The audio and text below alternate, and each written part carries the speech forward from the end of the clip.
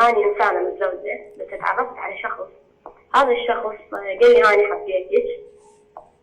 فهذا الشخص قال لي حتى أنا متزوجة يكون طلاق رجعي من زوجك، بس عادي أنت تبقين على بنته وعايشة وياه.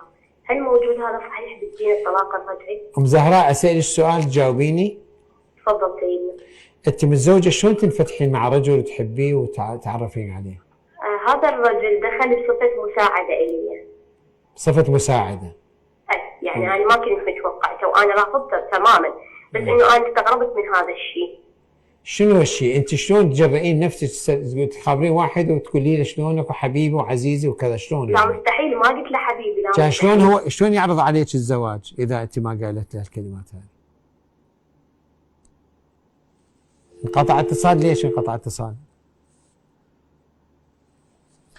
لا حول ولا قوة. لا خليني أجاوب هذه، خليني أجاوب هذه أي مسألة مو مال الواحد. هذه متزوجة واسمها أم زهراء، يعني بنتها زهراء، وتتصل على واحد والله لأنه كان يساعدني لأنه كذا، وذاك اللعين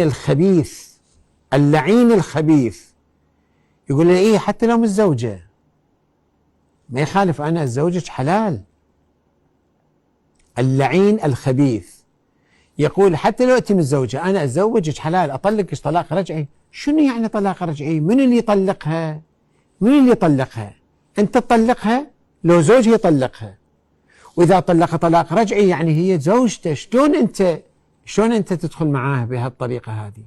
لا إله إلا الله، لا إله إلا الله. يعني حتى يحاولوا أن يتحايلوا على الناس باسم الله، يزني باسم الله. قضيتي